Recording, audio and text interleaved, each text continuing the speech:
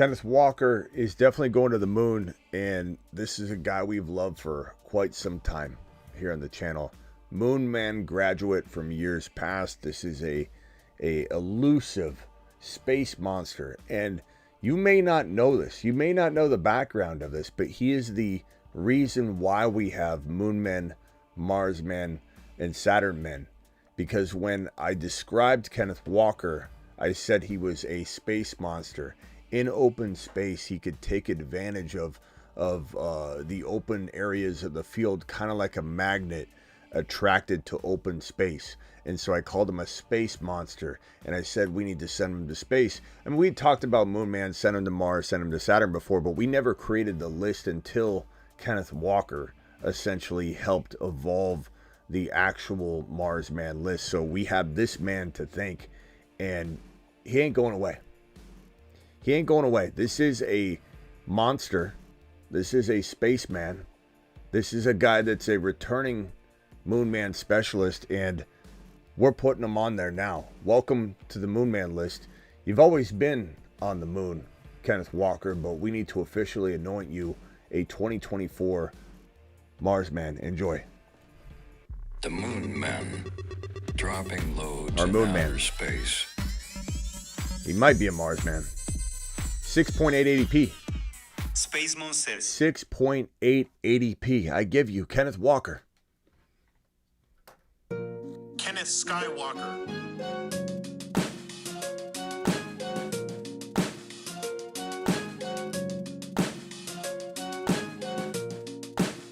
Kenneth Lightsaber Swinging Skywalker. The Fantasy Football Show Graveyard Edition, Live Draft Edition, Kenneth Walker Edition begins right now. Live from the FantasyFootballShow.com studios. It's the Fantasy Football Show. Live! Monday through Friday, 8 p.m. Eastern. Smitty is also live whenever news breaks. Appreciate you all being here for a graveyard stream. You're watching a Graveyard stream. And we'll be drafting here very, very shortly. But Kenneth Walker's headed to the moon, and he's lived there. He's the originator. He's the first spacewalking monster in fantasy football. The first man to ever step foot on the moon. And so this isn't a surprise. I mean, maybe it's long overdue. But the question has always been, will he be used properly? And the answer, unfortunately, has been no. Pete Carroll loved him. Used him at times like a monster. I mean, we look at what his usage looked like last year, and it was unbelievable at the beginning of the year when you really break it down. Here is Kenneth Walker's stat line. Let me put it up on screen here. In his first game, 64 yards. He did have 4 receptions for 3 yards. Not good. Not a great week. 5.3 yards per carry. It came down to he just didn't get used. We kind of had a little bit of a panic session, if I remember correctly, coming out of week 1 where people were like, damn, Smitty, you know, you talked this guy up all offseason and Pete just can't use him properly. And so we worried a little bit, and then we walked straight into week number 2, and that's when the magic started to happen. Week number 2 against the Lions. 43 yards, 2.5 a pop, nothing special there, but 2 touchdowns. He was absolutely fed, 17 carries. Tough matchup. Carolina Panthers, week number 3, 97 yards, 5.4 a pop, 2 touchdowns. And he did catch 3 receptions, 1 reception, and 4 receptions. So he's got a nice reception total at this stage in the game. Walks into the Monday night game against the New York Giants in week 1, 2, 3, 4, and drops a 4.6 yards per carry, 79-yard outing with another touchdown. Next week, a touchdown. That's 2, 4, 5, 6 touchdowns in a 4-game span. We walked into this territory here, and I came in with some somber news to a lot of you who think that no matter what, I'm going to stick to my guns. I'm not going to adjust and adapt. If I pump someone up in the offseason, I'm going to always stick with pumping them up and talking them up and having them sit, atop a mantle. But I'm not that way. I adjust and adapt based on what I feel, what I see, what I hear. And I had a bad vibe that he wasn't going to be able to sustain this touchdown production, which was very logical. I don't think it was rocket science, but I know a lot of people blindly were just saying, you know what, he's gonna continue to do well, and he did. In the next game, he had 105 yards. He was looking pretty solid. The problem is, this is what I figured and feared would happen. 8 carries, 9 carries. This 19 was solid, but it was a tough sledding for him. 4 carries, 8 carries. He did pick things up at the end, carries some good momentum into the 2024 season, and has a whole new offense essentially, because Ryan Grubb runs an absolute aggressive aerial attack, which is going to utilize him a lot more in the passing game, something I think people aren't going to predict or expect. But keep in mind where this guy's name came from: the spaceman, the Marsman, the astronaut. He's a space monster, a navigator of open territory. And I truly believe that makes the best receivers in the National Football League in terms of the running back position, finding an opening in space. Think of it kind of like, in a way, Barry Sanders would be running. He'd stop, he'd start, he'd find this gap, he'd run to the gap. And when he got to the gap, he'd figure out the next move. I'm going to scramble this way, scramble that way, go that way. And he was a magnet to open space into a crease in an open rushing lane. And you may laugh at this and say, oh, can't compare Barry Sanders and Kenneth Walker. I'm not trying to compare their careers or their exact skill set, but this is a guy that moves a lot like him. There's no one in the National Football League really that has that. If you remember Marshall Faulk, that ability to start, stop, and accelerate in a very almost pausing type of way.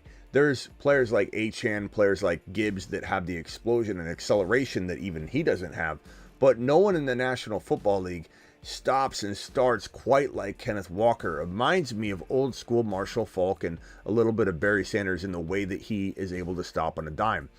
I very much think that Ryan Grubb, who comes from Washington, who commanded Penix Jr.'s aerial attack, that now is running 3 wide receiver sets, which you might say they're throwing more. That's bad, Smitty. It's not bad, because there'll be less men in the box.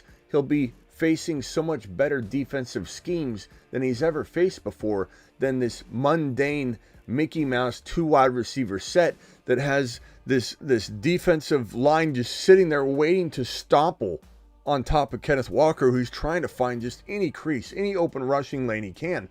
Less men in the box for a guy that is a space monster means huge rips. This guy's going to rip them over and over again. This is going to be a 4.7, 4.8, maybe 5.0 yard per carry running back in 2024 if he's fed properly. Can't guarantee he will be, but I do believe he will be. And this is a guy that under Ryan Grubb's system will catch the football a lot more than he has.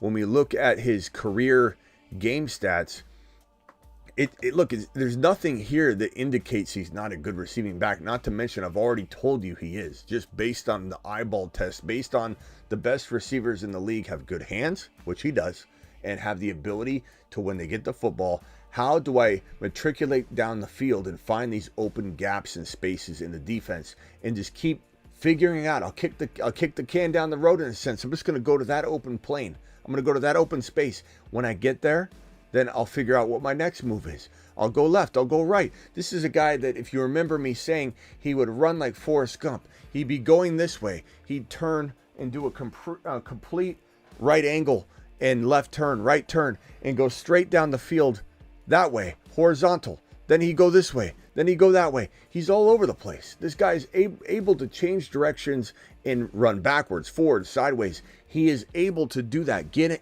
in and out of crowded spaces, pop to the outside. And I don't think he's not a good between the tackle running back. I just think he was facing a lot of different schemes that he won't anymore because of Ryan Grubb's spread out system and running 3 wide receivers downfield, stretching the defense, putting Kenneth Walker in a position to catch a football, similar to, I think, Aaron Jones in years past with Aaron Rodgers. Aaron Rodgers having his wide receivers stretching the field, and then all of a sudden, check down over to Aaron Jones. He takes a pass about 15 yards untouched we're going to see Kenneth Walker start to catch passes in 2024. Here is the game log for this guy who has only played 2 years. And in 2022, he ran for 1050 and 9 touchdowns, and he was a moon man extraordinaire. And what a land he was for us that year as a rookie. What a good call. Fantastic. Let's ride. Let's go, mashed potatoes! He brings it into 2023, and has a kind of down yardage year, just down a little bit. 905. 4.1 yards per carry, not great. 8 touchdowns was pretty good considering he got less touches, had less yards per carry, had less protection. You look down at the receiving numbers, not horrible. 27 receptions in 2022, 0 tutties though. In 2023, 29 receptions, and he had 259 and 1 score. Respectable, not great, not even close to what he's capable of doing, but these are promising numbers for a guy that was trapped and handcuffed into a system that didn't unlock his potential. I really think that if you cuff him especially, he becomes a very powerful player at his current ADP, which is 68 overall, which is right around 6 point. What do we have on the Moon Men list? The Moon Men. Dropping loads 6.8 space. 6.8 ADP. That is best ball. He might go 6'1". Space Monsters. He might go 5.10. 5.8 to 6.8, kind of in a big range in a non-best ball because running backs do get consumed a little earlier. But this is a steal of a 6th round pick, a 6th drafted player. You draft a wide receiver, a running back, a wide receiver, a quarterback, maybe another running back or wide receiver, and then you're grabbing this guy as maybe he's your rotational running back too. Maybe you go hero RB and you say to me, Smitty, I'm going to go no running back until round 6, especially in a best ball format. And you end up getting this guy, Kenneth Walker, in steal territory. Maybe you go hero RB, you go Bijan right here at this pick. Maybe you grab Deebo Samuel in round 2. Maybe you grab Patty Mahomes in round number 3. Maybe you get a player, I don't even know who it is. Let's say it's Tank Dell. Let's just use the guys that are right in front of us. This is a fantastic start. Very good team. This makes me happy. I see Worthy right here. Let's go ahead and keep that there. Watson's really interesting as well. And then you get to a place where, yeah, Kenneth Walker, maybe Worthy goes in 7, depends on what format you're in. But Worthy could go in 7. You could go early 5 if you wanted, but you don't necessarily need to. And then you've got this guy, Kenneth Walker, sitting there in round 5, 6, somewhere in this territory. This makes for a fantastic hero RB start. Look at that. Bijan, Walker. Then you grab another RB like maybe Jalen Warren. Maybe you grab Zamir White. Maybe you grab Connor and Benson. Connor and Benson would be fantastic. Maybe you grab this guy who we're kind of warming up to, Rashee Rice, in here. And you have this absolute, like, who's not winning a championship with that team? Put in Zamir in round 8 or round 7 or mix it up a little bit. Give me another running back like Zamir. Or where's Benson? Where's Benson? I just had Benson. I threw him away. Where'd he go? Benson, pal. I don't even know where I put him. he got hidden so quick. Did anybody see where I threw him? I threw him away so quickly. Just picture Benson in there. Who's not winning a championship with this team? This is a really good squad, especially considering you get Mahomes, Rice, and Worthy. You figure out something like that. You get Kenneth Walker and a Zamir White type of situation going on here. This is a fantastic team. Tell me we're not winning championships. Somebody tell me we're not winning championships with this team. Back to the board here. I love it. It feels right. It feels very safe.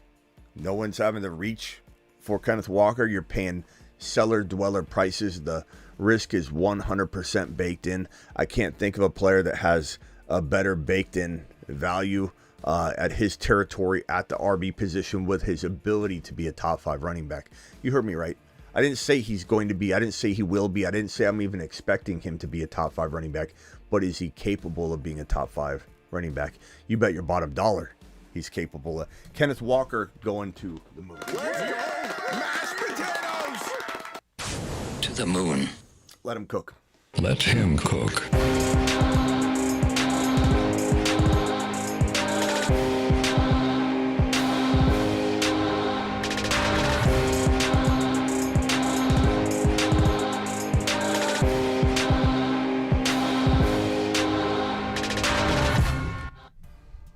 cooking.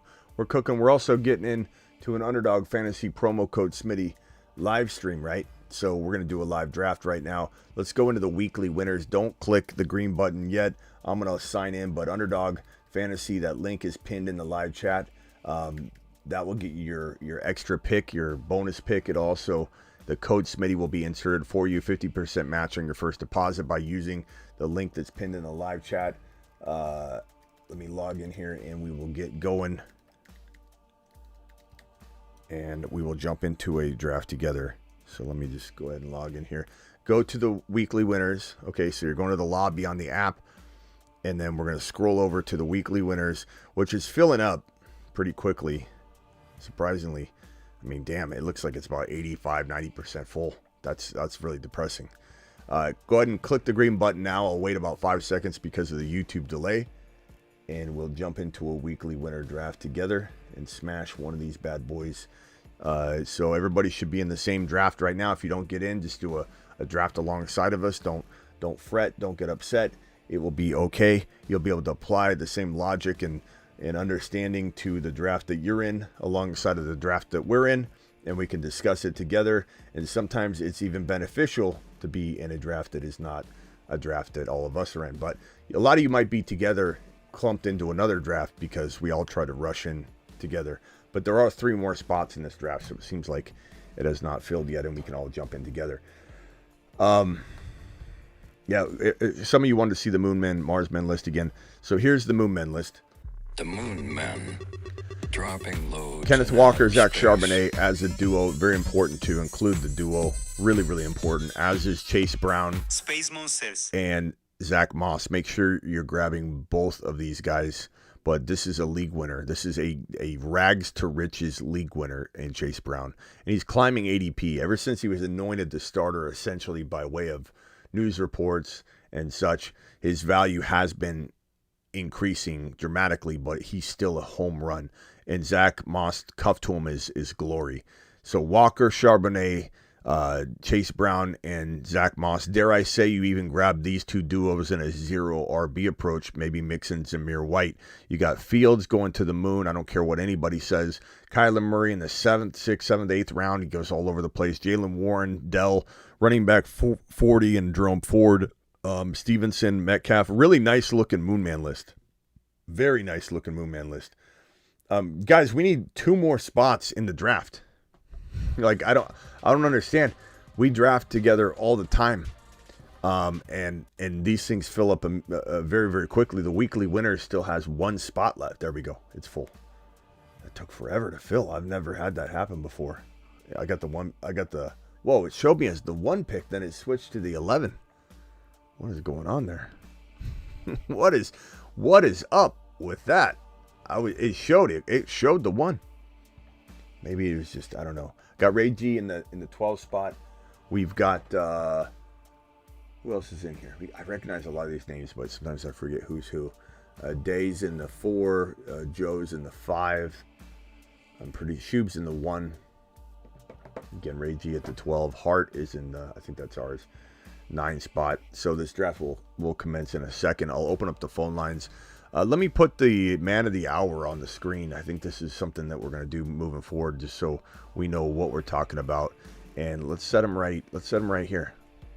So Kenneth Walker, young man, you are an absolute gem, and we love talking about you, pal. You're gonna explode in 24.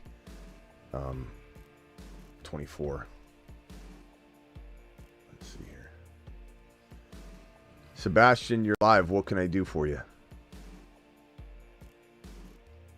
Colby Parkinson, he's starting to rise into the drafted territory in round 18, but before he was a total undrafted player. What are you thinking about him out of LA? I think you've asked me this before.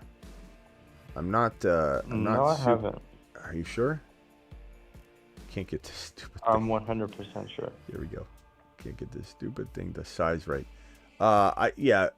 We had this question asked a little bit ago, and I'm not a huge fan. It's not that I don't think he can succeed, but I'm just not I'm not seeing the value. Especially there's too many other players. I love drafting me some Jelani Woods. I think, especially if we're talking best ball, I like drafting some.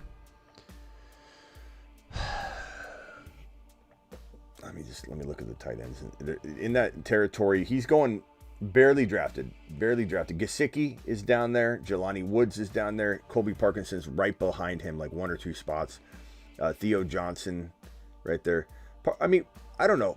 Parkinson's okay, but like this is not like a rookie or something that they're bringing in. He's been there a while, bro. And what's his biggest yardage season? I don't know. I just heard that he has to be the starter because like Higbee got hurt or something. I know he is, That's but really what I was asking. Would you say, Travis, how many yards? I like Allen. 322. Yeah, not 322 yards.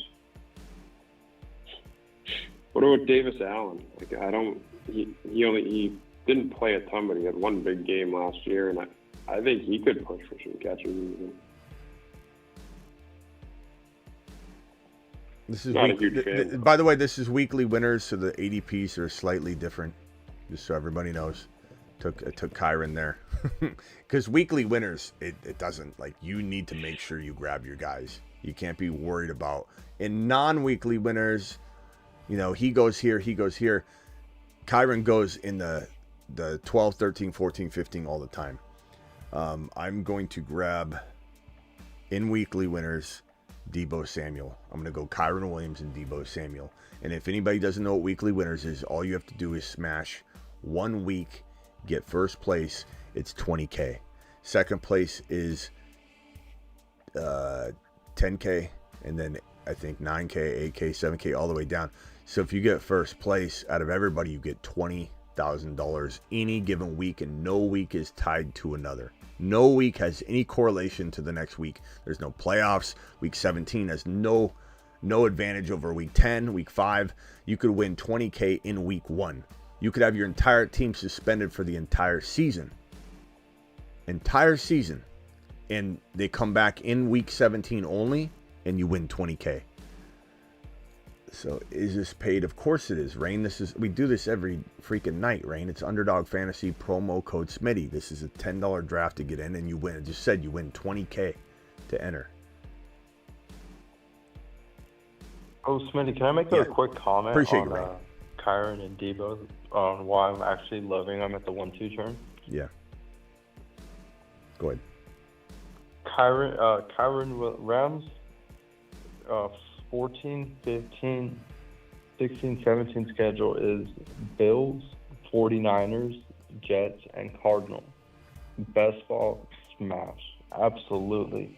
49ers, 15, 16, 17 are Rams, Dolphins, and Lions. Yeah, Niners are great weekly winner plays. And they're great playoff plays regardless, right? But Kyron's a great play no matter what. Like, the more tough the matchup. I'm just saying. Yeah, the more tough the matchup. I mean, he almost has a better chance of getting 100 yards and 2 touchdowns. Like, it's wild with Kyron. I still think it's going to be the number one. I know they're struggling with a few injuries right now, but I still think they're going to be the number one offensive line in terms of run blocking in the National Football League. And this man that pulled in 3 touchdowns, receiving 12 rushing on 12 games. By the way, the only running back since Barry Sanders to be top 3 in rushing in the NFL and not play 5 games. Kyron's going to go crazy. And if we're in a weekly winner contest, and some people might not know that this is weekly winner. Again, this is weekly winner. Kyron and Deebo are a fantastic duo. If Achane didn't get taken, I would have taken Achane. But I'm kind of glad that Ray G went wide receiver, running back, and I went running back, wide receiver, because I think it gives us some good balance walking in. We're not pigeonholed into any sort of strategy. We can do whatever the hell we want when we get back to these 2 picks. But love this situation. Someone said check the 8. 2 games of correlation too. You got 2 stars going against each other 2 times in the same season. Yep. Yes, sir. Travis, what's up? You're live. Hello. Hey, I was just calling on Walker. I mean, obviously, I've always been a fan of him, but like you were saying, you can play that like hero running back and get him as your second running back, and whatever that round you were saying was available in, and I think even Charbonnet still is a pretty good back, especially as a backup, and if they use him, how they should use him. Last year was just a strange usage for both of them with Pete Carroll. It was like couldn't quite decide which one to use, and then he liked Charbonnet, then Walker got banged up, and the two of them really kind of tossed around all last year. Yeah, I think you gotta own both of them if you want to really get the max value out of it. I think that you can't stand alone grab one, no doubt about it. But I'm saying if you do plan on this being like I don't even know that Harrison Warren are a darn good cuff, but they're almost like strangely, I don't know. I feel like when we're talking cuffs, like Charbonnet's not going to impact Walker as much as Warren and Harris can individually sustain. Right. So that's kind of why I feel like I'm ranking that over that. But yeah, I think you do need both of them unless you're doing some sort of, like you said, just grabbing Charbonnet and you're just swinging for that, and that's great. But I do think Walker and Charbs is fantastic together. On the clock right now, damn, this is tough.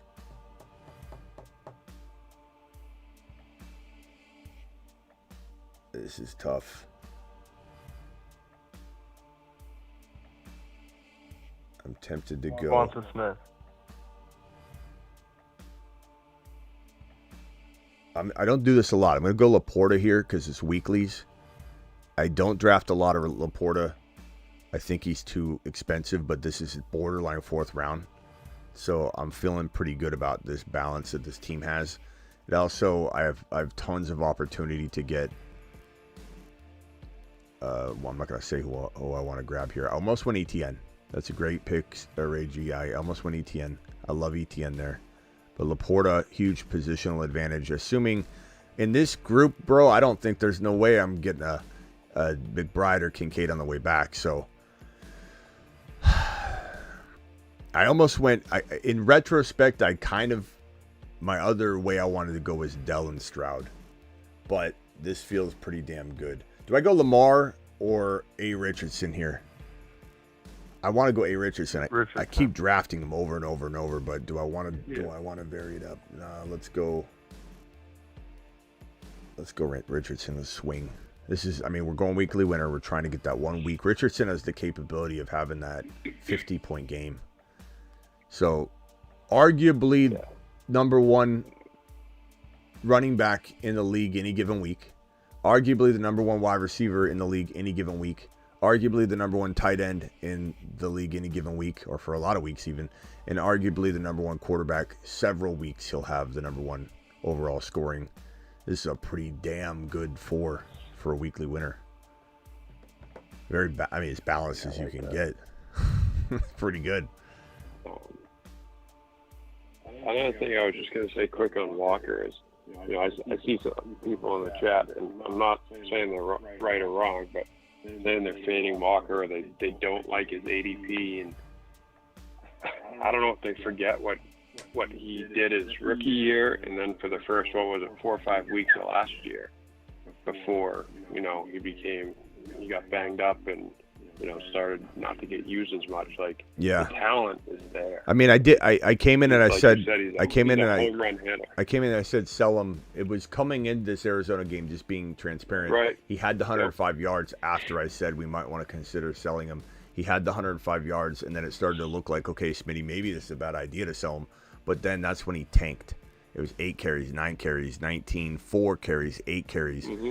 So it was a good move in the end to sell him, and it was painful to say sell him because I know everybody, they take what I say as like, oh my God, it's cemented in for the whole year, but that's not the case. But he started off on such a tear, and these touchdowns felt so, I don't want to say lucky. They felt very opportunistic, and I didn't feel like it was going to sustain. They were. But I think Ryan Grubb's system could put him in the red zone a whole lot more. The new kickoff rules, less punting, I think at the end of the day, this guy's going to be near the goal line a whole lot more. And so I really like his ability to, if he can score 8 touchdowns in his second year, he can score, I believe it was 9 his rookie year. He's a 12 to 15 touchdown potential guy. There's no way he can't be, in my opinion, one of the better overall touchdown getters in the league if they're using him right. I love him. I understand people are scared of him, but that's kind of the appeal, is that his ADP is, the risk is baked in. Right. I was going to say that ADP. And the narrative that Charbonnet is a great pass catcher and Walker can't catch passes, Ridiculous. Just isn't true. Ridiculous. Walker can catch passes just fine. And Grubb actually talked about he wants to throw to the running backs quite a bit. He's mentioned that a couple times this offseason. Yeah, So, it's we'll see if he's true to his word. it's ridiculous to even assume at all that Kenneth Walker can't catch passes as well as anyone in the league. To be honest with you, if someone says he's not a good pass catcher, I'll take it one further and say he could be top 5 in terms of receiving backs in the National Football League, because the formula and recipe is, like I said, good hands and great spatial awareness when you get the football. When he runs the ball, like when he receives the ball, he turns into like almost a kick returner.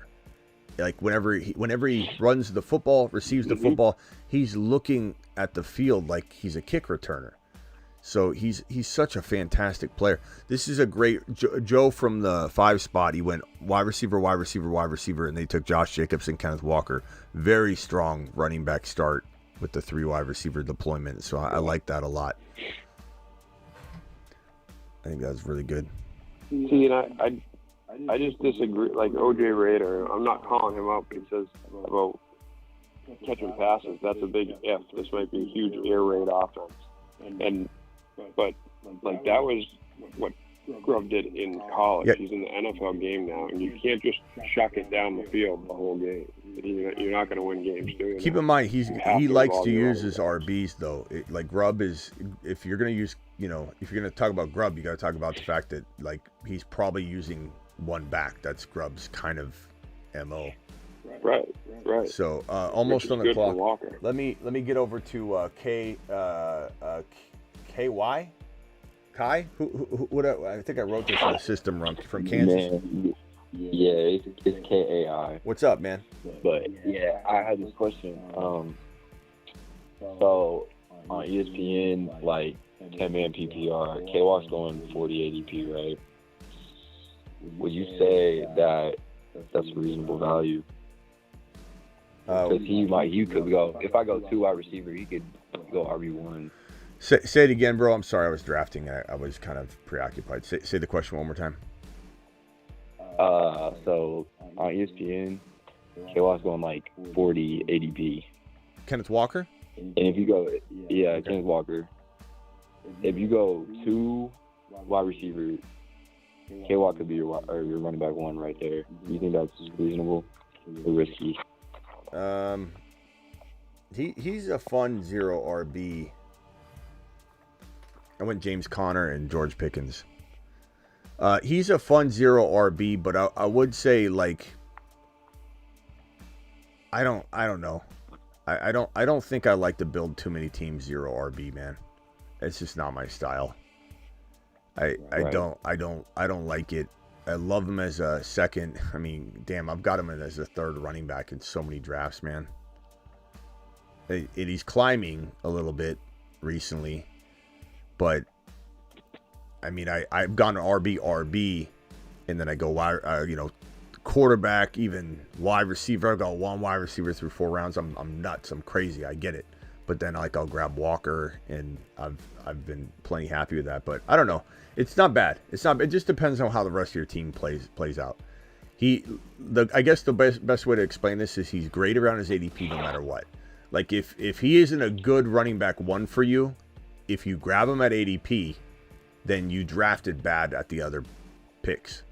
You know what I mean? Like if he's the best player available and you smash it, then yeah, if you crush your other picks and you avoided RB, that means you probably have, let's call it Jamar Chase, Debo Samuel, and a Tank Dell, and a CJ Stroud, and then all of a sudden you're going Kenneth Walker. Yes, you have a great team.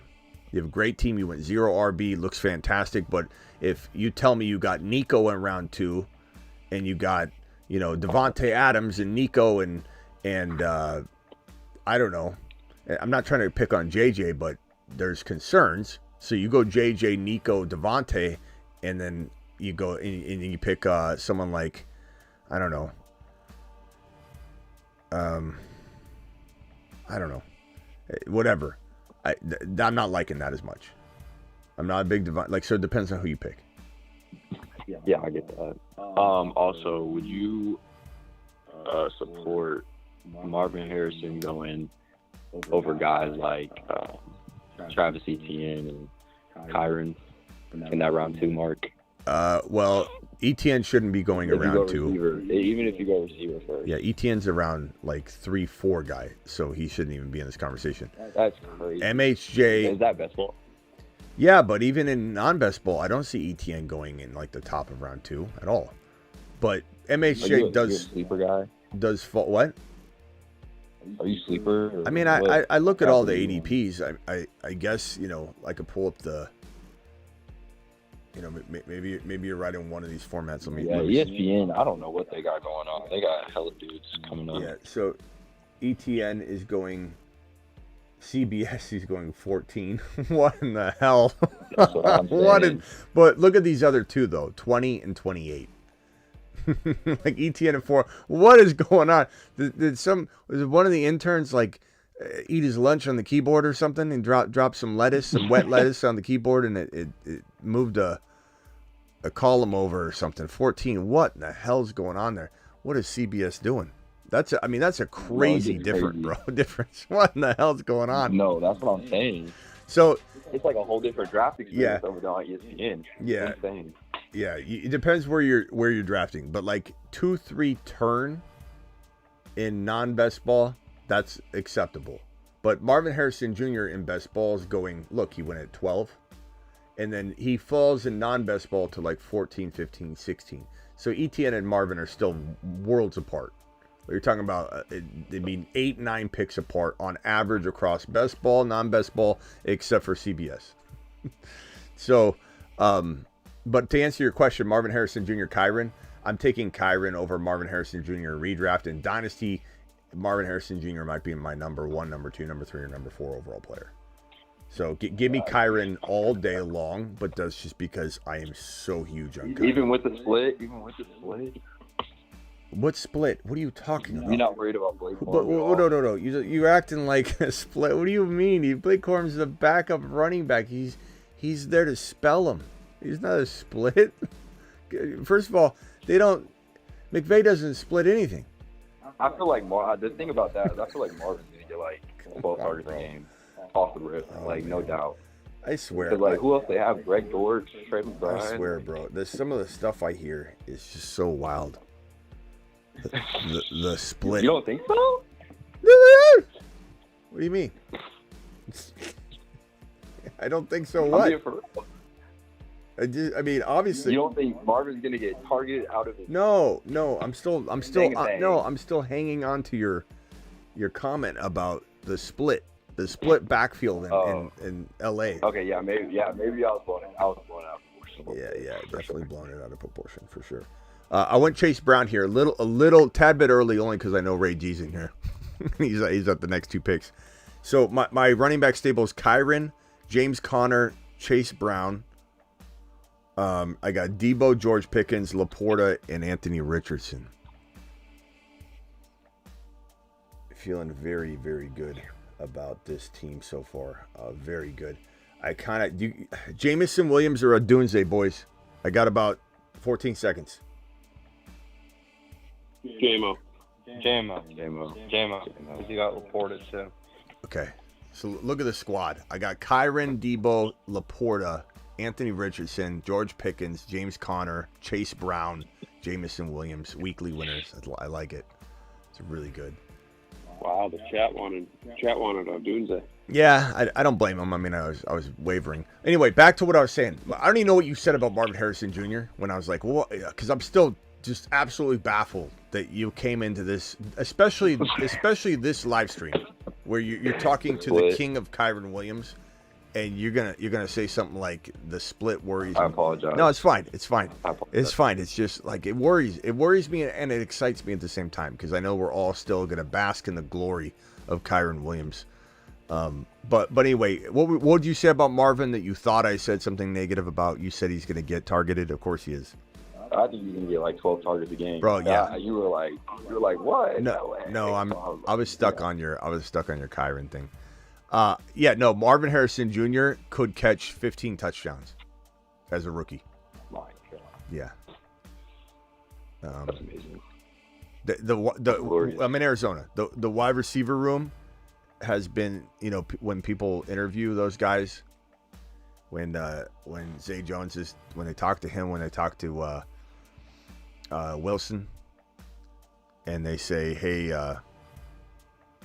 what do you think about Marvin Harrison Jr.? They're always saying things like, can't wait to learn from him. There's so much we're gonna learn. Like they're talking about this guy like he's a 3-year vet, but everything he's done is a 3-year vet type of thing. Like holding out from the Fanatics deal, not even participating in the combine, not participating in his pro. Like this guy is known what to do every single step of the way. And it's just exciting to watch him act and be so mature. And he is such a target.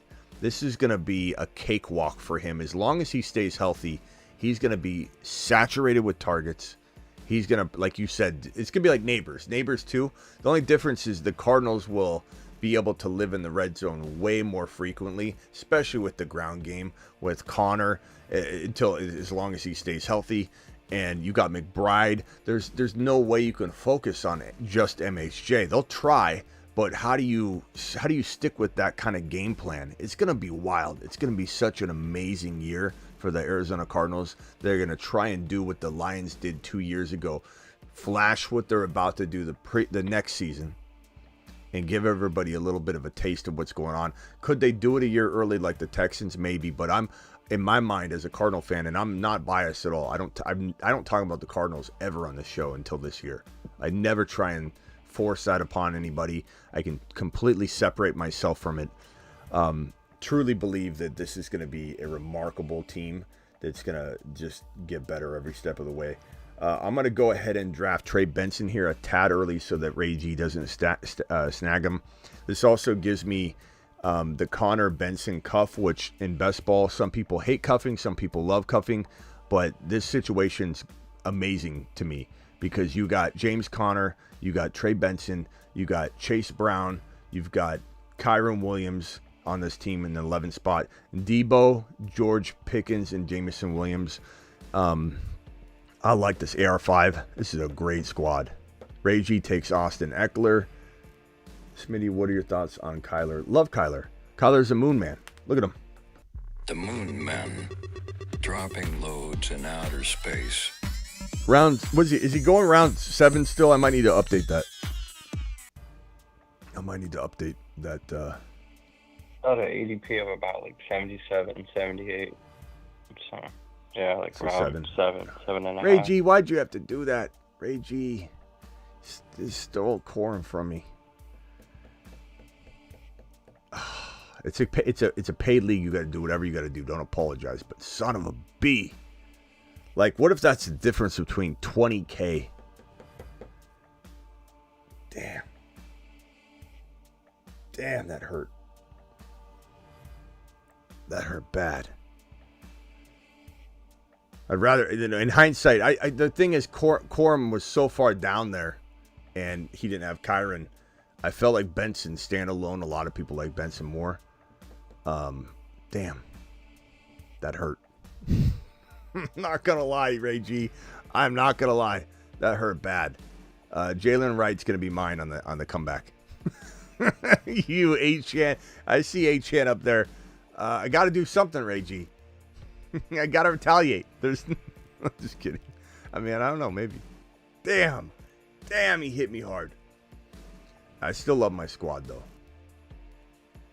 All right. Yeah, and for those that want to know, okay, with Smitty, you talk about Kyron. It's the cuff. It's the situation. It's the best cuff in fantasy football. It's a must cuff. You know, like in hindsight, I should have probably, even though this is still a must cuff, I made a calculated decision. Damn, Ray G screwed me.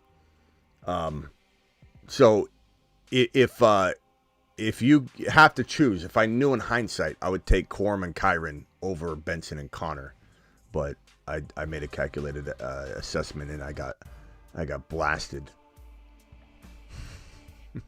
And then Ray G, the only thing you do though is you always have a story.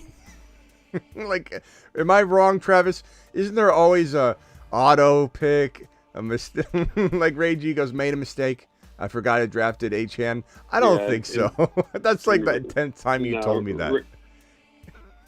Ray G he's way too sharp of a draft. Yeah, you're not. Come on, you're not way too good at teams most of the time. Trying to play the buffoon card. This guy's out there licking his chops, trying to grab him. But you know, I at the end of the day, though, in weekly winners, just to make a very clear point, it's not as vital to have Corum and Kyren, I would say, because if let's say Kyren goes down in week 8, then Corum goes in and saves your season. If Kyren goes down in week 8, let's say he doesn't return until week 11, I'm not as worried because I'm not accumulating points in some sort of playoff race or anything. So I'm getting 10 shots of Kyren to win that 20K. So it really isn't as big of a deal. And at the end of the day, maybe, you know, Connor outscores Blake Corum, who's starting. You know what I mean? Corum goes in. I don't think Corum's half the running back Kyren is. Like, he can't even hold Kyren's coffee. Get him a coffee right now, Corum. He can't hold his coffee. He barely gets to watch him play. He's got season tickets to the Kyren Williams show, and he goes and he begs to watch from the front row. But if Kyren went down, the top 1 to 5 running back in Kyren could be replaced by a top 10 running back in Blake Corum. It's going to be a very big difference between the two. But it's certainly not. There's no takeover. The only thing that could happen. This is not even possible. The only thing that could happen is that Corum goes in, Kyren comes back, he's not healthy, has a high ankle sprain, and they split carries or something like that. But there's zero negative chance that Corum can take Kyren's job. Kyren is it's like saying that Christian McCaffrey is going to lose his job. And don't tell me it's not the same thing. Kyren and McCaffrey were by far and away the 2 best players in the entire National Football League last year. And he tied McCaffrey in a ton of things. 6 times he was a top 5 running back, which is tied with Christian McCaffrey. 67% of his games he was a top 10 running back. This is like a ridiculous argument. But he is a must cuff, and he brings you top 10 upside. But my point is, in weekly winners, not as worried about it because my Connor Benson cuff might actually outscore a starting Blake Corum if Corum's starting. And, you know, Kyren, like I said, I'm not expecting Kyren to miss much time, but if he misses a game, I'll be fine. All right, let me prepare so I don't get sniped here. Let me see how do I retaliate against Ray G. Oh, Ray. Damn, Ray. I think I'm going to take... Damn, boys. Goff might be a pretty damn good pick. Oh, no, he already went. I'm not a big Goff guy. Okay, let's see. But yeah, no, I would do it for the stack, but I'm not like super... You know, I need a wide receiver... I'm going to take Dotson here. Whoops, sorry, I got to scroll down. Just to give myself another wide receiver. I feel really good about my wide receiver room. I got Debo, George Pickens, Jameson Williams, Dontavian Wicks, and Jahan Dotson. Pretty damn good. My tight end, Sam Laporta. My running backs, Kyren, Connor, Chase Brown, Benson. Very, very good. Ricky Pierce. Of course, he takes Ricky Pearsall, too. I got Debo Samuel, Ray G.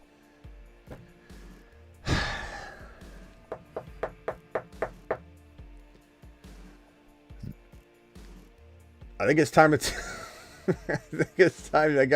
Do I snag him? Oh boy. It's okay, Ray G. You got to do what you got to do to win. Let's go with Kirk Cousins here. I'm a big proponent in making sure my quarterback position is covered because Here's the thing. Weekly winners, some people have a mentality of going one QB. And they say, I'm going to stack the other positions, right? Go with the one quarterback. And then it gives me more shots in the dark to try and potentially win 1 week, right? The problem with that is that if AR5 goes down and I have a killer team, I'm done. There's no trying to compete anymore. And I'll still draft 3 QBs in a weekly winner when some people will dial it down to 2. I'm not a big believer in banking on the one quarterback the entire time. Sometimes if I draft Mahomes, I'll draft just one other, especially if it's a big name. You know, if I'm going almost bully QB, I will potentially just go to 2 QBs. That gives me some more firepower somewhere else, but that's a whole different thing. AR5's a running quarterback. He's been banged up. He's had a concussion and a shoulder injury. And I'm not saying I'm one of the people that jump in the camp that he's going to get hurt. I'm just saying running quarterback makes sense not to bank on one guy and screw all of the weeks of trying to win 20K. Screw myself out of trying a chance to win by not having a backup quarterback. I passed on Fields because Fields was still down there a ways, and I thought I could get away with getting him on the return, but he got snagged right away. But at the same time, Fields is still, not a lock, and Cousins is fire too, so I'm fine with the offense. But hold on. When you get a chance, let me go to James real quick because James has been waiting. Well, Travis, remember what you're saying though. James, you're live. Travis can go ahead. I'm still in the middle of something. Okay, Travis, go ahead. I was just going to tell you in the chat, Paranormal and the Funhouse. He left you a nice chat. I really want to see it. Paranormal. 2 messages back for him. Okay, I will. Paranormal. When you first said that, I'm like, is this like you're being facetious about it? Me and my wife Stacy watch all the time, and we're very quiet Steeler fans, which is rare. I don't know that I didn't know that existed. But we love your show, your intelligence, and your love in general. Dude, always enjoy it, brother. I appreciate that. Standing O. Let's go, mashed potatoes. Thank you, Paranormal. Yep. Appreciate you. No, I'll wait till you pick again. I had a question, but I'll wait till you pick. Well, I got 3 super chats just sitting there. Oh man, I'm sorry, guys. Aaron, appreciate you. Let me throw that here. Saya, appreciate you, and Thomas. You guys all still here. I'm sorry about the wait. Let's see. I got. Who's Ray G gonna steal from me?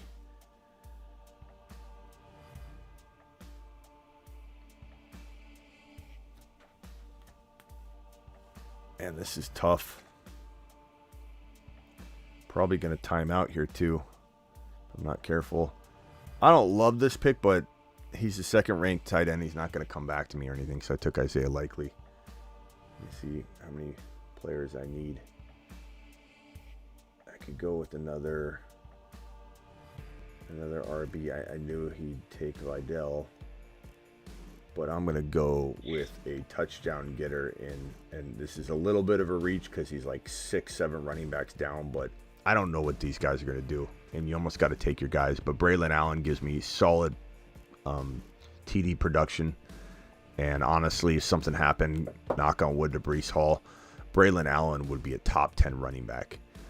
Very tempted to put Braylon Allen on the Mars Man list, or the Saturn Man list behind Breece Hall, just to make sure people understand that cuff. In fact, I need to do that. That cuff is vital. I don't know why the Cowboys didn't take him. Yeah, it's head scratching. Let me put him on the Saturn Man list. The Saturn Men. One small step for man, one giant leap for Saturn. Spaceman.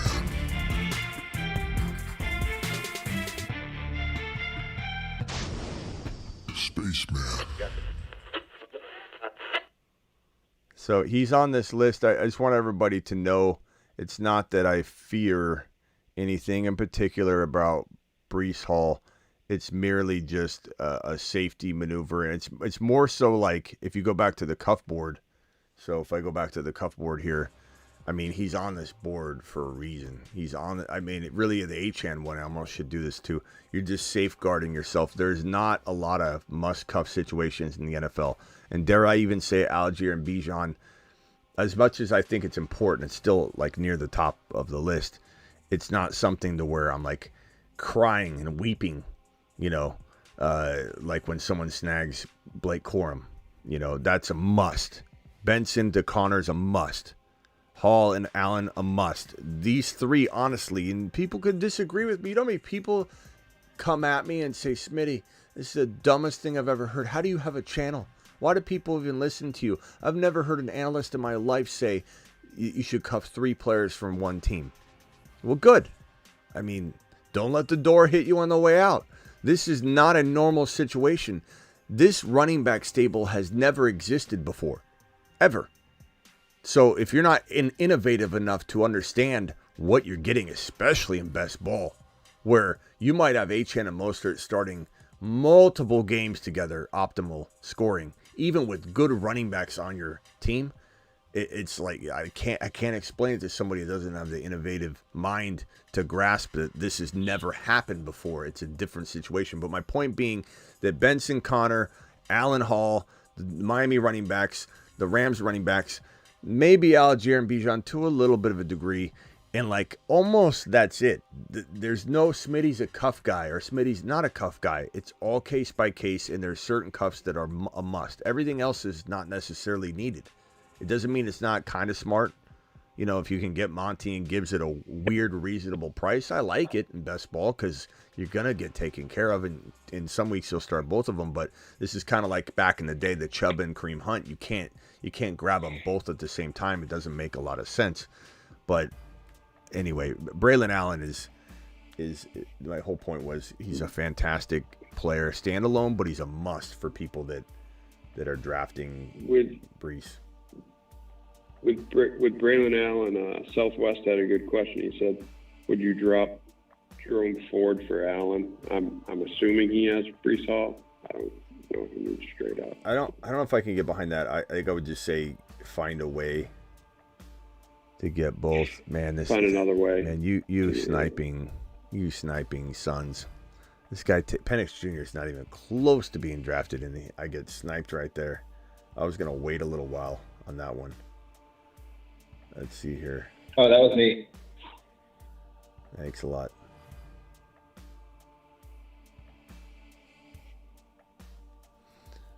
I'm going to do this so I don't get... Yoshi Voss is a real intriguing pick, especially in best ball, and I was going to time out. He definitely goes a lot further than this, but I don't know what you guys are going to do. At this point, I don't care about reaching around or something like that. Let me go to this caller real quick. This is 8. Well, I added them and it hung up. Call back, whatever, 8, area code 8 something you just called in. Let's go with, I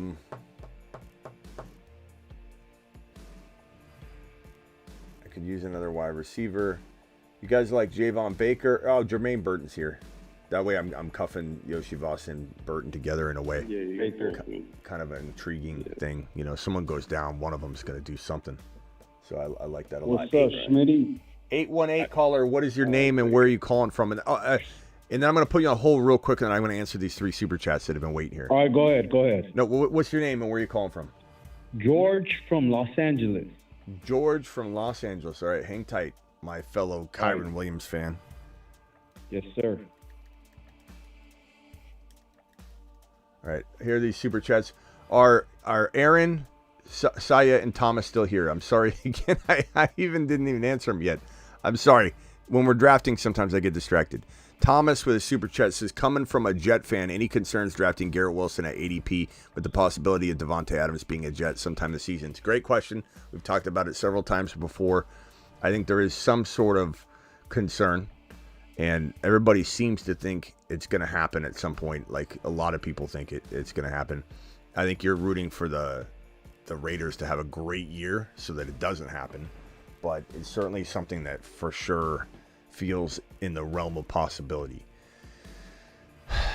So I guess I would say in weekly winners, hell no, I'm not worried about it because, you know, you're trying to win one week, and I'm not saying you don't want 17 amazing shots at it, and that isn't something to consider. But I think if we start playing the game of running away from players on big what ifs, we run the risk of, I don't know, missing out on a ton of talent. But I will say that, like, if all things are equal and you're staring at Achane or Kyren, then yeah, I could see that weighing into it. I think what it does is it drops them like 1 or 2 spots, maybe three spots, or I could see it being even 4 spots. But that's to say he's like 11 a lot of the times, and I might take Achane, Marvin Harrison Jr., and Gibbs, you know, and Kyren, the players right around that over him, and that's it. And some would say Marvin Harrison Jr., you take Marvin Harrison Jr. over Garrett Wilson. I don't think that's crazy. I think some people might not want to do it, but you can't argue that there isn't logic involved, or there isn't a possibility. Marvin Harrison Jr. has 1,300 yards and 15 touchdowns in one of the top 2 most vacated systems for targets. And, you know, you with a straight face tell me that there isn't this possibility when this guy's light years ahead of any rookie. It's a phenomenal spot for MHJ to land. Just like Keon Coleman walks into the second most vacated room in the National Football League, where he's got 58% of the targets up for grabs. And I'm projecting a bare minimum of 80 receptions, 11, 20, and 10. And I'm disappointed if he doesn't get that. That's his floor, in my opinion. 1,110 for a rookie receiver. That's his floor. Imagine what MHJ's floor for me is. I got to create his board.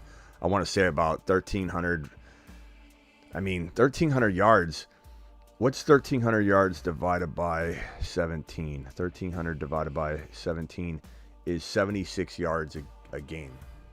I mean, is it crazy that he has 80 yards a game? No, not at all. 17 is 1,360. Like, he easily could have 80 yards a game. But that's my answer to that, bro. I don't know. I'm going to turn it to the phone line in a second to see if anybody feels that way about Garrett Wilson. Let me make this draft selection, and then let me also answer these 2 super chats, and then go from there. Man, I definitely got sniped in this room pretty bad. You guys are just blasting some of my situations, but that's okay. I still appreciate every single one of you. Okonkwo, let's go Gesicki. I went Gesicki, and then I need one more player. I suppose I need a... I'm having trouble hearing. Ziggy Can off. you say that again? Ziggy off. Son of a B. I need a QB, fellas. I don't have an answer for that. God, Ziggy, volume 2. Good Lord, he's going to wake up the whole household.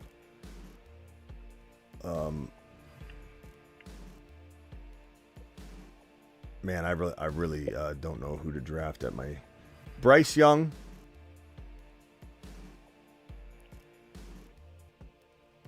Bryce Young it is. I don't know who else I'm going to take. All right. Saya, Dynasty, Superflex, Garrett Wilson, or Gibbs. I'm going Gibbs. Also, JD5 or Kyren in Superflex. I go Kyren, but the caveat is, like, who did you get a quarterback yet? Can you go Cousins and Penix Jr. in Dynasty Superflex as your QB2? Because that's my gold mine. Fields as your QB2 is a gold mine. You know, if you're going JD5 or Kyren and you don't have a quarterback now, like that's your second pick or whatever, then it makes it tougher. I think it's very close and very even. But I'm gonna say JD5 in Dynasty. I'm gonna say JD5. Superflex Dynasty JD5, but it's close. It depends on your situation, but I'd say JD5. Even if you had Mahomes or something, I'm still going JD5. I like him too much long term. If that's Dynasty, I got to do it. $10 hauler. This one from Aaron. To the moon. Aaron, appreciate you with the 10 wad, my guy.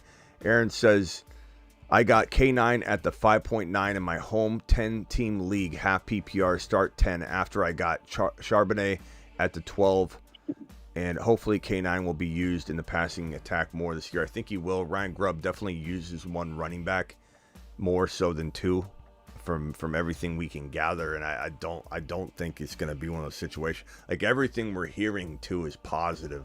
That's why Walker's climbed a little bit ADP wise, is because all the news has been very good. Like, hey, Walker's the guy. There's no timeshare. They haven't talked about it like that at all. So Walker to the moon. And he's been in it more so than anything, taking first team reps, not looking like a committee whatsoever. So been very positive so far.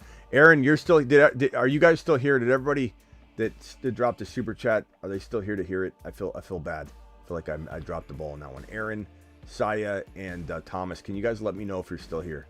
Thomas is here. I see that.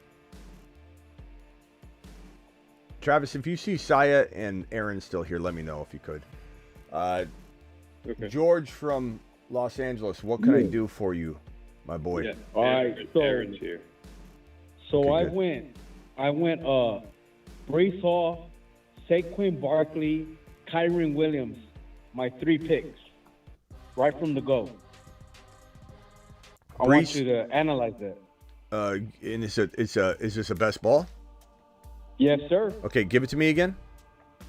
Brees Hall at the 6, Saquon Barkley, Kyron Williams. And is this best ball mania? Yes, sir. Yeah. Who'd you get at wide receiver? A lot of people are gonna balk at this team. My first one was George Pickens. So, it's going to be weak. People are going to laugh at your wide receiver room. Like, that's the nature of Yes, it. sir. But if you land it, I mean, that's the whole point. I can't promise that I love your team. You got to keep reading it off. Who's your... Second wide receiver was Terry McLaurin. I mean, these are two very good receivers considering. Third was Ladd McConkey. Okay, McConkey. Okay. Hold up. I've heard everybody. Jaden Williams, Justin Herbert. Okay, so I'm pairing them up. So I got Jaden Williams with Terry. I got Ladd with Justin Herbert. You mean my receivers? Do you mean Jameson Williams? No. No, I got Terry McLaurin with Jaden Williams for quarterback. I got Jaden Williams. Jaden Daniels. Bro, you're mixing all these names up. I've never heard somebody. Okay, I got Jaden Daniels. I've never heard. Don't take us the wrong way, bro. I love you, pal George. You're the man. Everybody loves you in the chat. Like, don't worry. But that sounded like they threw them all in a blender.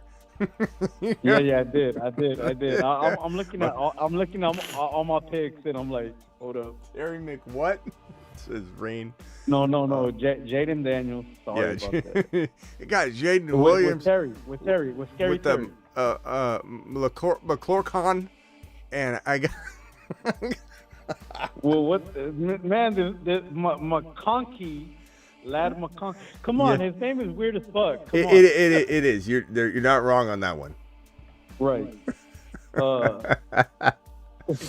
It's a good look. You got a good team. Now that I figured out all the names, after I got the Dakota ring out, and we decoded the team, and I figured out who they were.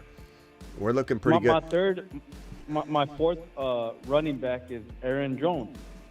McCochran. You're clowning now. No, but everyone's repeating what you said, and I'm reading them back because I'm forgetting how you said it. And everyone said they're crying in the chat. I said it wrong. McCochran. I'm not.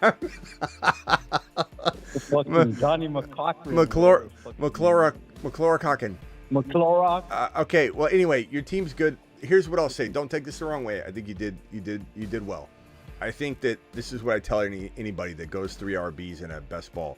You're a lot of the time going to have failures and successes. And I think what a lot of people will do is they'll draft these 3. And I'm not saying you failed. I don't think the picks that correspond with these 3 monsters is my preference if I was to walk away from it. But that's me. I mean, you said Herbert was your quarterback? No, I went. Seriously, I Oh, went a JD5. unique build JD5. that I felt that nobody would go. Yeah, JD5. That's right. Right. I went a unique build that I feel no one's I forgot. been doing. I so forgot far. JD5 Yeah. was there because I was thinking Jaden Williams, or Jaden No, Williams. no. So yeah, JD5. Yeah, I did- Okay, I yeah, did you got go JD5. So JD5, that's good. Pickens and McLaurin, very very solid. I mean, this is good. I like it. You did good. I think that if I tried this over and over and over, my goal would be to get maybe a slightly better wide receiver room, but I still like it. It's very capable. Like if Pickens drops top 10. I went really low on wide receivers. The rest of my receivers were Cortland Sutton, Gabe Davis, Quentin Johnson, DJ Short. You know what would be to go with the. Yeah. Go ahead. You know what would be really awesome with this team is if you went like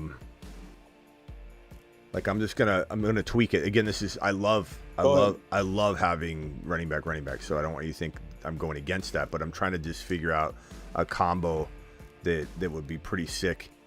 Like if you were to get Kyler and MHJ, you still got Kyron, Breece Hall, Pickens. I just think there's ways that this team could look even slightly better, but there's nothing wrong with it. It's good. My whole point is keep trying it. And I promise you that a couple times you're going to trip and fall into two amazing wide receivers. I'm not trying to clown on McLaurin or Pickens. I like them.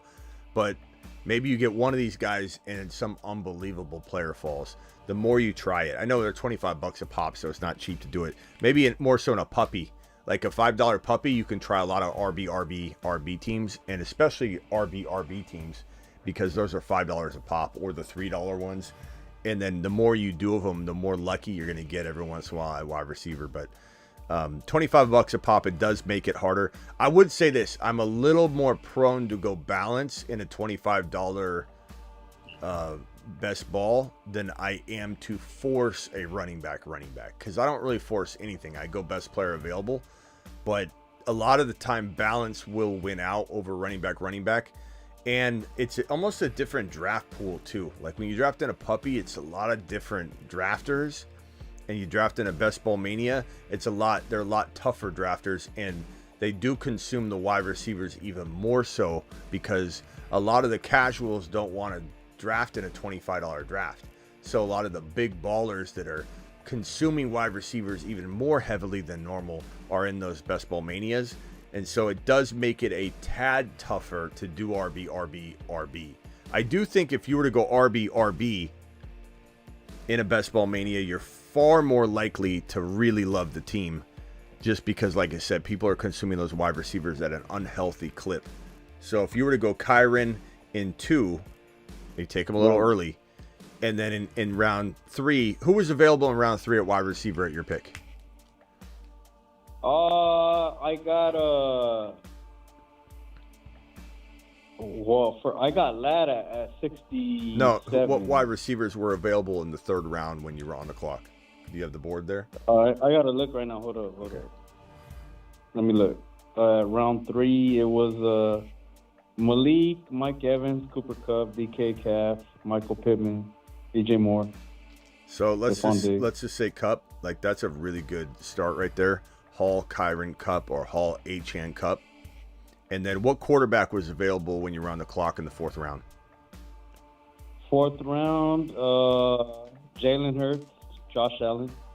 Jeez. So you tell me, bro. You tell me if this team reverse engineering it doesn't smash right here. Hall, Kyron, Kupp, Allen. You know what I'm saying? Yeah, but you only get 20 seconds. No, Best Ball Mania is 30 seconds. Yeah. Oh, okay, 30. I mean, it's still you got to think on the clock. I'm thinking I know, unique but I'm trying to feed you the next team you can try and deploy. So Hall, Kyron, Kupp, Allen. Right. No, this is the first build that I did. 3 running backs. It's ever. good. It's good. This is the first and only build that I did 3 running backs in a row. I have none of my. I've done. I got 50 drafts in right now. Yeah. And this is the first one that I did 3 running backs in a row. I mean, I thought it was. Travis, do you agree this team smashes the other one?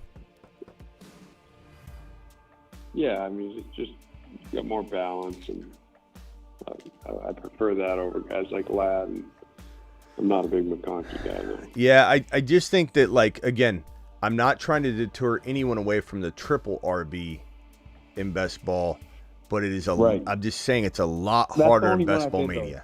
It's a lot harder in Best Ball Mania. That's all I'm going to say. I'm best player available person. Yeah. Very best player available. So I've done you triple. don't ever recommend three No, RBs? I'm not right saying. away, I'm not saying that. I'm not saying that. I'm just Okay. saying be prepared to burn. If you're going to try and deploy that on the regular, be prepared to Well, it's burn going to be a hard couple. to get wide receivers. I guess. All right, hold on. Let me finish it. Be prepared to burn, maybe 20 or 30% of your entries because it's not going to fall right every time. And that's what makes people run away from it. I drafted a bad team, never doing that again.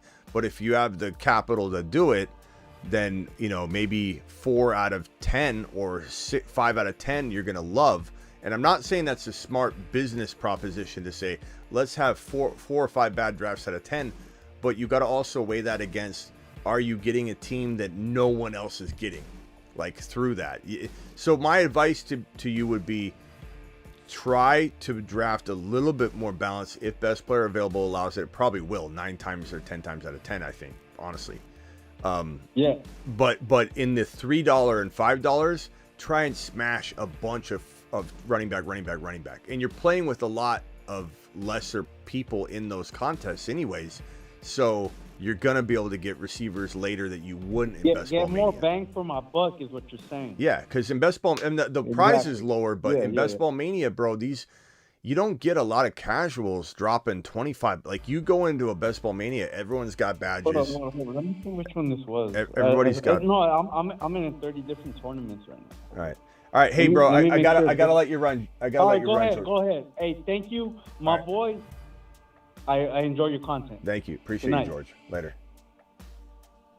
That was George, famous George. George the word scrambler, I think, is what we need to rename him. George was unbelievable at scrambling those words. I've never heard somebody do that before in my life to that degree. Yeah. It was like every name coming out of his mouth. It was like Terry McLaughlin and Ladd McConkey and Jaden Williams, the quarterback for McLaurin, and I'm like, I'm trying to, like, I'm sitting there going, okay, the quarterback for McLaurin, who is McLaurin? McLaurin, that's got to be Jaden Williams, that's to be JD5. You thought he was still on the clock. You thought he only had 30 seconds. Yeah. Let me go back into these teams real quick, and then I'm going to call it a night. I'm pretty tired. I also anticipate having a whole lot of news, IU news tomorrow. It's probably coming. Shubes from the 1, McCaffrey, DK, Josh Allen, Pittman, Andrews, Ramondre, good team. Yeah, that's fine. I don't mind that. Let's see, who do I recognize? I'm sorry if I'm skipping anybody, if I don't know your Cam from the 8 spot, AJ Brown, Puka, Olave, Lamar, George Kittle, T. Higgins, Zamir Najee. I like what you started with, and then I think once you got to Lamar, I'm okay. I'm still on board there going 0 RB, but then you go Kittle, and then you go T. It just starts to get dangerous. Not a huge fan of that particular build. I think JR might be one of ours because he was sniping me like mad. So JR's got. That's me. Okay, who's me? James. James. Okay, yeah, James. You were picking off a few of my boys like Penix Jr. That was just out of pocket, bro. So you've got Gibbs, Barkley, DJ Moore, Devontae Smith, CJ Stroud, Hollywood, Aaron Jones, Ferguson's great value. Tua's great in a weeklies. I love Tua in a weeklies. Yeah, good squad. Good squad. Javon Baker, very late. Nice. I like it. Like the team. My team was Kyron. This is the 11 spot. Kyron, Debo, Sam Laporta, Anthony Richardson, George Pickens, James Conner, Chase Brown, Jamison Williams, Trey Benson, Dontavian Wicks, Dotson, Cousins, Likely, Braylon Allen.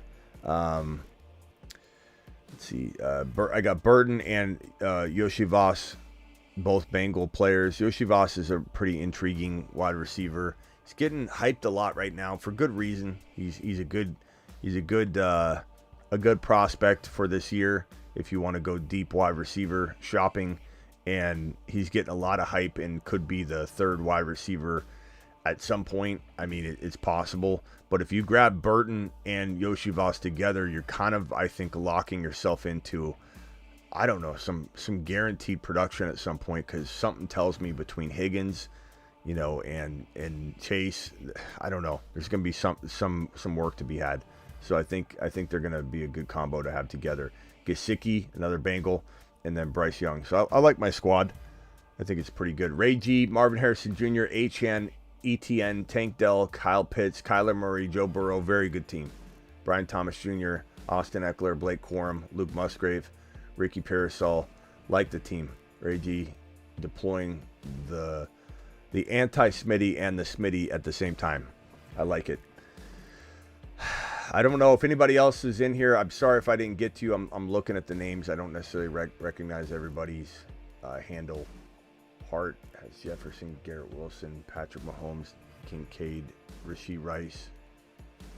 Jerome Ford, Jalen Warren are pretty good. The only thing I would recommend with this team from this 9 spot is, instead of going Ridley there, which I realize Hopkins is hurt and he could go to the moon, you've got 3 really good receivers at that point, and I'd just be very tempted to try and get that RB to go with Jalen Warren, so you're feeling really strong versus, and I love Jerome Ford, but there's a chance that as the season moves along, maybe Chubb, who's never going to return to form but does come back mid-season.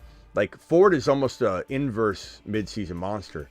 I think he's going to tear it up to mid-season, and then we're hoping he still does, but there's no guarantees for it. So this team's going to be running back vulnerable, not to mention, as much as we love Jalen Warren and Ford are both moon men.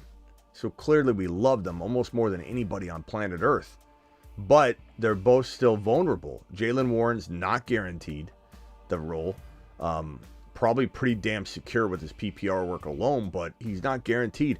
And Jerome Ford is not guaranteed the longevity on the season. And you got Zeke Elliott, Ray Davis, and Antonio Gibson. This running back stable could have been maybe saved without the Calvin Ridley pick, which, quite honestly, you could find somebody 2-3 rounds later and be completely fine. Like Jamison Williams, the Detroit Lion wide receiver I got in round 8 at pick 86, is arguably maybe even better than Calvin Ridley, or at least very close or close to equal, and that would have been a better pick for you. And then you were able to get that RB, which could have been maybe David Montgomery. I mean, you could have grabbed another, like a Zamir White and Jalen Warren. You could have grabbed Ramondre potentially. I think Monty would have been pretty damn safe for that build. But those are my pieces of advice for it. But take it for what it is. I mean, anything can happen. And who the hell am I? You know what I'm saying? Who the hell am I? I'm the guy calling Walker a moon man. Let's go. Mashed potatoes. All right, boys. Appreciate all of you on the phone line. You guys still there? Yeah, I had a quick question. I punted my question to give Travis another chance. Oh, yeah. Go ahead. So actually two quick questions. One, I'm picking number 2 in my redraft, the 10-man.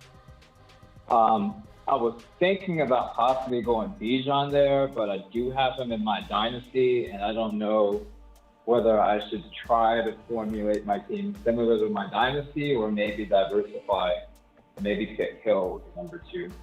I don't mind that approach, but I'll be honest with you. If you ask me tomorrow, I could say go Bijan. Like, so it's close. It's like the wind's blowing a certain way. I could go either way, but I don't mind the idea of diversification when I do love the Hill pick this year. And from a redraft perspective, you've got Bijan in the one that matters most, the Dynasty League. I don't mind it. I think it's smart. I think that it's not even like I'm the kind of person that can put my balls on the line here, and I know what I'm signing up for, But I know a lot of people that watch my content, if I was to recommend them go Bijan in every single draft and then Bijan gets hurt or something that happened last year that can't be avoided or really even foreseen because of how good Algier was as a rookie, there really wasn't a lot of red flags to that situation. Those people want to unsubscribe and blame me. And I know you're going to say I wouldn't do that, but like a lot of people can't handle and cope with it. They just remember how much Bijan Robinson content I created and they get really mad. It's natural. So I don't advise people to do what I do, but I'm trying to tell you, even I am going to potentially look to do this because I like Hill almost as much, if not equal. So it's a smart move. Would I fade him for JJ and as much as I love Jamar Chase, I don't think I'm fading Bijan for Jamar Chase, but I'd be tempted, I guess. But Chase is holding out, holding in, still kind of the same thing in terms of his body. So I'm a little worried about him getting hurt. So give me Tyreek Hill all day long, bro. That's fine. Okay, one more year of that Hill. number one snag, Tyreek Hill, I feel confident going Bijan. I mean, I'm not feeling CMC this year. I would say Lamb. With the news already. I would say Lamb's in the conversation for a few more days, and then we take it. Okay. We play it by ear, because that holdout is concerning. It's injury waiting to happen. Don't ask me why I'm giving Lamb a little more leeway than other players. I don't know. I call it bias, I guess. He's a little younger. Yeah, there's that too. There's also the fact that this guy 2 years ago grew a half inch. He's not even done growing. This guy can endure a little more, like you said, younger. But that's crazy. A half an inch he grew when he was in the NFL, in the offseason. I believe I think it was his rookie year to his sophomore year. In that offseason, he grew a half inch. That's so crazy. That's wild. You guys ever hear the story about David Robinson, the center? Some of you probably weren't even born when he played. But David Robinson was the center for the Spurs. He was one of the better centers to ever play the game in the NBA. And he was drafted by the Spurs, and then he decided to enlist in the military, and then he went overseas, and then came back. And when he came back, I think he grew like a foot. And when he came home, he unlocked the back door, went into his house, snuck in, and his mom started hitting him with like a broom. And she's like, get out of our house. Like he grew like a foot when he was away. It's crazy how some people will still grow after the age of 18, 19, and even like in their 20s, and they'll grow like a half an inch. But yeah, I give Lamb a little bit more leeway just because I feel like he's going to be flexible as his health is a little more flexible, pliable, if you will. Little loose, little liquid. So, all right. And my second question, I was doing a mock draft, and what are your thoughts of hunting some of those top tier QBs and snagging a Jaden Daniels to a combo later on in the draft to load up on skill players? Sure.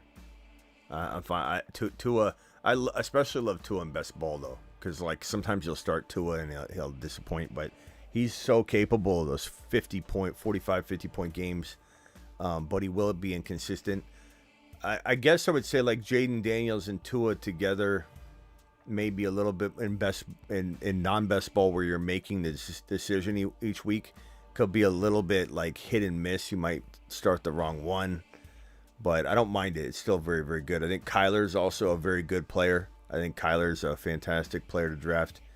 JD5 might be so good that you're never taking him out. I don't really know. I don't know how. I've got Burrow and JD5 in a Travis is in this league. It's a follower league. I've 3 dynasty follower leagues we created many years ago. I started 5 or 6 of them, and I know this might sound shocking to some of you because everybody wants to play in a league with me, but we had 6 of them when I first started my channel. I was starting to hype the channel up. I wanted people to love the channel, so I'm like, let's just create a dynasty league tonight. And I regretted it because I made 6 of these dynasty leagues that they never go away. It's like a redraft league. I'm like, son of a bitch. Well, 3 of them have fallen apart. And you probably say like, yeah, I'd join it if you need somebody. But every year, 2, 3, 4 people will quit. And it's like feelings get so involved in dynasty leagues. You guys know, you join a dynasty league, people get so caught up in their feelings. They get so bent out of shape. We had 2 or 3 people like leaving the channel and wouldn't even watch anymore. And it wasn't related necessarily to me at all. They just like get mad. Or even if I made a trade and they didn't like it, they're like, you traded that because of Smitty and he, just giving them your player or something like that. But it didn't always have to do with me. But people quit the leagues. So we only have 3 of them left. But Travis is in one of them. And I have Burrow and JD5 as my QBs. And I honestly believe JD5 starts more games than Burrow for me in this season. I just don't even know what I don't know what I'm going to do week 1. I probably got to start Burrow. But, man, I want to put JD5 in there so bad. I really do. All right. Appreciate you. Anything else, James? No, that's pretty much it. All right, call in anytime, bro. See you tomorrow. All right. Sebastian, final thoughts. You liking Walker? You liking Walker? No, I actually don't. He hates Walker. Why? I can tell you why. Go for it. See, I'm building a lot of hero RB teams, and I just like doubling down like on my Gibbs, on my Bijan, on my Kyron, on my HN, and I'd prefer honestly getting a Kyle Pitts. I don't mind George Kittle down the stretch either. If we're talking best ball weekly winners, probably have Kenneth Walker over Kittle because of his injury. But it didn't really answer my question though. Running. I get that maybe where Walker goes, you're just picking different players, but do you like Walker? What do you not like about Walker? Like, regardless I don't like his situation at all. I don't like his offensive line. I think he's a hell of a talent. I just think he's in the wrong situation. I get the whole grab one running back thing, but at the end of it all, Charbonnet was still a second-round pick, and they still have a bottom 5 offensive line in the league. Geno Smith, he's shaken up. We don't even know how he's going to turn out. I don't like the situation at all this year. I liked him a lot last year and the year before, but running back 16, give me Benson, give me Zamir White later, give me Jalen Warren, give me Jalen Wright, give me Tajay Spears. I like Jalen Warren about as much. I definitely don't necessarily stray away from Jalen Warren. We're talking about all the Moon Men, so anybody on this Moon Men list could potentially, if they're going at the same territory, could easily rank over the other. The Moon Men. So I like dropping loads in outer space. Preaching to the choir in terms of Stevenson, in terms of Zamir, in terms of Chase Brown, in terms of Walker, in terms of Warren. They're really close, and there's no way I'm loading up on just Walker. I want Chase Brown. There's no way I'm loading up on just Walker. I want Jalen Warren. But I still think one thing I'd say against some of your points would be, no matter what Geno, no matter how much we don't want to admit Geno has capabilities, he does. He can throw the ball down the field. He does. He seems really about questionable right now. He seems, but they're saying it's nothing. He seems about as capable as like Goff in a lot of ways. Goff has been, and I know a lot of people want to pretend Goff is a lot better now than they ever thought he was, and he definitely has taken a step forward because the weapons are amazing and the offense is amazing. But Goff was somebody that nobody gave the time of the day, and they said he'd be out of the league real soon. He's garbage. He's horrible. He was always the person people would make fun of when you say quarterback. He was about as bad as Danny Dimes to people 2 or 3 years ago. Like, I remember, because we talk about him all the time, and I know that his offense is so good now that he's better. Your situation clearly helps you. Like, Goff is a good player, not great, but he's a good player. 100%. But Geno is still like more than talent. Geno's not a sexy pick by any means, but the Ryan Grubb offense will do similar things to his capabilities as the Lions offense to Goff. And regardless of who's back there, I'm not saying I like how reviews have been horrible on Howell so far. We do know he can sling it a little bit. I hope to God they got a different plan if that doesn't work. But but you can't really assume Geno's going to be out, in my opinion. And this is going to be an aerial attack, and so they're going to throw. It's going to be successful in terms of, I think, deploying a lot of, even if they're losing games, they'll be throwing late in games. And also, a lot of teams can lean on the RB when they struggle a little bit throwing the ball, and it doesn't hold the RB back. Going. And I mean, he can always rip one. I love his talent. I just don't like the situation. Yeah, I really think Walker has the capability of being a top 5 running back. I'm certainly not counting on that by any means. I'm certainly not expecting it. I'm not drafting for it. I'm not advising anybody expect it. But at his ADP, to still hold a little bit of that upside is remarkable. So. Oh, yeah, for sure. I mean, here's the thing for me is just there's other positions I really do think Mahomes is going to be a 4,500, 5,000 yard quarterback. He's going to throw 40 touchdowns. He's going to have 50 total touchdowns. Yeah, I'd rather pick one of those guys to correlate. I mean, I don't hate that. I don't hate that at all. Right after him. I don't hate that at all. But with my job, I gotta identify RBs all over the board. So Walker's a fantastic RB to identify, especially with a lot of people going heavy WR lately. But yeah, it's gonna be interesting. I'm not saying, like, looking at this ADP here, do I take Worthy above Walker? Not every time. I will take Walker in some scenarios over Worthy. If I've got Mahomes and we're talking best ball, then I'm taking Worthy over Walker probably. But are we taking Stroud over Kenneth if we have no quarterback? Yes. Are we taking Monty for safety, depending on your build, over Walker? Maybe. And would I take Kamara over Walker in some cases? Sure. This isn't necessarily where I even draft him. When I do draft him, sometimes he slips, but there's a chance that Kamara also hits the Moon Man list for one more time. I like Kamara a lot this year, especially with the word that Kendre Miller, I almost said Andre Miller. Kendre Miller is not looking like he's A, picking up the offense, B, staying healthy, and C, has any confidence whatsoever. This appears to be a full-blown 100% Alvin Kamara show, ready to, assuming he stays healthy enough, to take on a 90% workload type of situation. It could be wild. Oh, yeah, they're going to run them until the wheels fall off. They don't have another option. Will they fall off, though? That's the risk. But at the ADP of freaking 73 overall, I might be doing an Alvin Kamara Moon Man show tomorrow. I'm just telling you. He's been on my, I'm going to put him on the Moon Man list for a while. I've got a list of who might be on the Moon Man list, and he's been on it for months. So probably going to look at it. Yeah.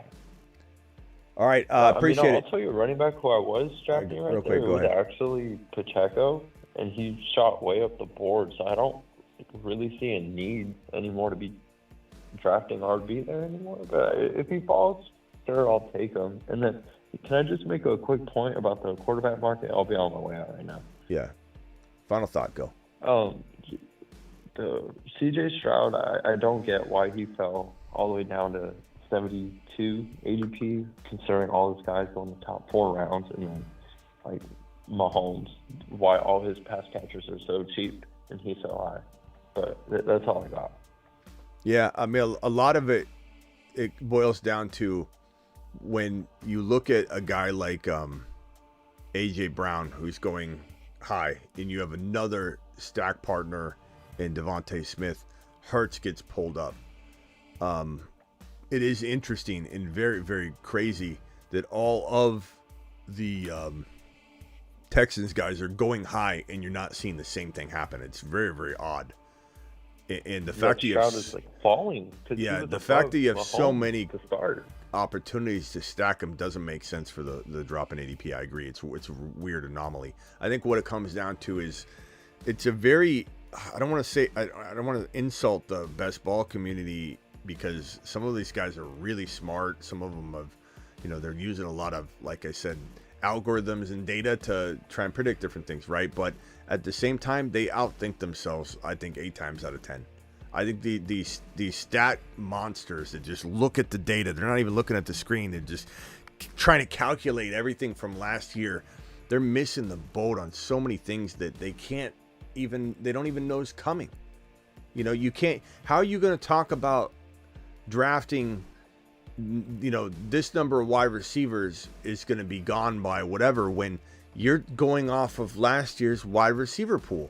You're not even considering what's coming downstream. And so I think what these guys are traditionally doing, sum total, is they're seeing numbers, and they're true to a degree, that if you're not a running quarterback, you don't deserve to be drafted early. That the odds and probabilities of you dancing with the top 5 or 6 are slim to none in their opinion, because only one QB will make it into the top 5 that isn't a heavy running quarterback. Dak did it last year. Stroud's probably guaranteed to be, if he stays healthy, to be the guy to do it this year.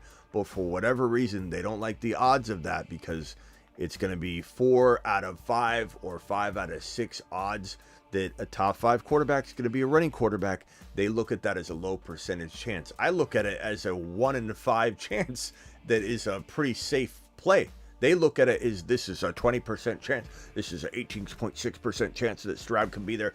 And they're not separating or isolating the fact that it might be 1 in 5, but it's not 20% chance you get a non-running quarterback in there. Stroud's nearly guaranteed to be right there with those guys. So I agree. I think it's that's what I'm saying. I think it's odd. His receivers are too high. Like, he'd be a bust if according to his receivers would be a bust if he didn't play that well. According to the if he doesn't play like QB Mahomes.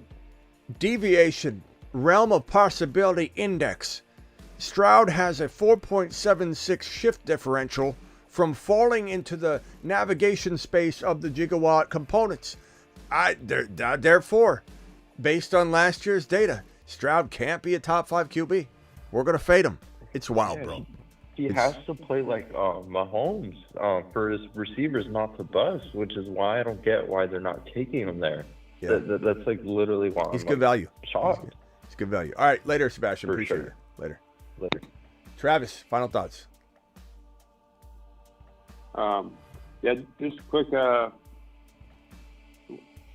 What trio do you like better? Xavier was asking. CMC, Kyron, Garrett Wilson, or CD, Kyron, and Achane? Full PPR. CD, Kyron, Achane, and what's the other one? CMC, Kyron, and Garrett Wilson.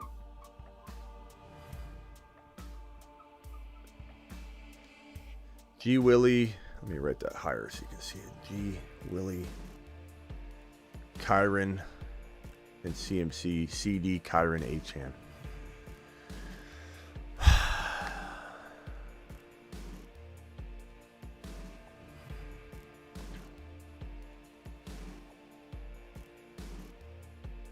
I mean, you could essentially do this too. I mean, just take Kyron out. I'm going to say CD and Achane. I fear missed games. I can cuff this and get nearly the same production, and best ball easily get the same production because I'm getting all 3 of the RBs. And I just have a feeling that CD's still going to be an absolute baller. And I love Garrett Wilson, but it's not going to surprise me if Garrett Wilson has an insane year, but still is like wide receiver 8, or something. And on top of that, you have the Devontae Adams, a little bit of the Devontae Adams threat, which is where the earlier person asked me that, when does that come into play? Probably in an even Steven situation like this where I go, I need something else. There we go. Devontae Adams scares me a wee bit. But that, yeah, I mean, CD, Achane, just, especially if I'm cuffing it, is phenomenal.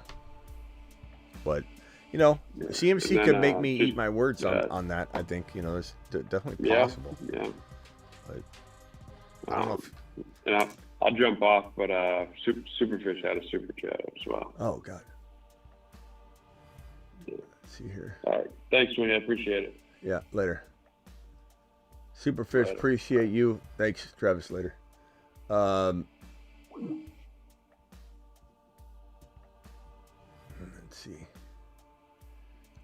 Justin Herbert, the anti. I mean, look, Justin, I mean, we know you're going to come in and try and think of something negative to say.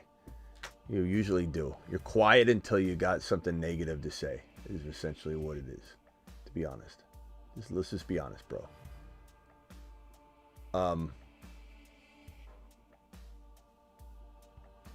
To answer this question, Smitty, you use last year's data on players all the time, so how do you choose which data to use and which to ignore?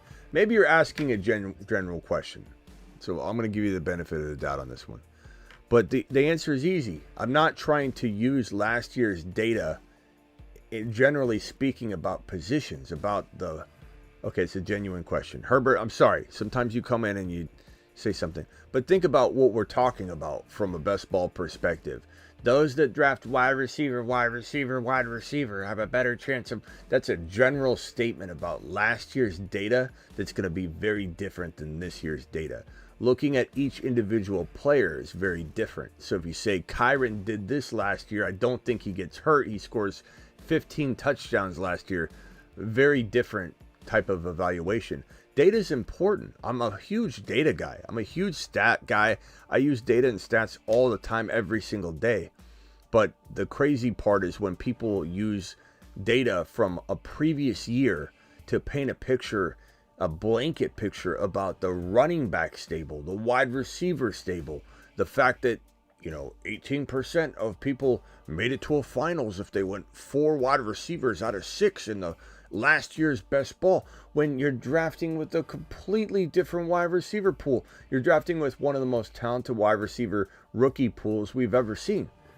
And so there's so much more ability to have a Keon Coleman, Xavier Worthy, and MHJ, and all these rookies, and it's a deeper pool than ever. That's where there's a big, massive difference in how I use data. Like, do I use some best ball data to guide things? Sure. I think it's important to look at it. I think it's important to know it. I think it's important to know it because people are using it to draft. So if you know the data, you know what they're going to do. You could also say, I don't agree with that. I agree with that. And you have every right to do that. That's called just evaluating the process for your, in your own little world. If I feel this data is good and this data is bad, it doesn't mean I'm a biased person because I'm kicking that data loose and I'm cherry picking that data. I truly believe in my objectivity to say, I believe in that data, I don't believe in that data, and I'm doing it for good and sound reasons, not because I'm trying to cherry pick. I don't have time to cherry pick, nor do I care to. I don't need to dig my heels in. I talk every single day about 1,000 different things. I don't even remember sometimes what feels like a more hardline stance I'm taking on this versus that. I literally predict thousands and thousands of things a year, and I have my greatest year ever is when I hit 70% of everything. That's insane. I'm gonna have years where I'm 55% on a majority of bigger predictions. When people ask me start bench advice, I'm not getting 80% of that right. No one is. You're talking about like a 65% great week, 65 to 69% of the questions asked, 50-50 calls. Do I start T. Higgins or Lad McConkey this week? And we're like, oh, we're going to go with T. Higgins. You're going to get 65%, maybe 68% of that right on your best, week. Maybe 80% on a certain week, but you're not going to average 80%, 90% on stuff like that. So it is what it is.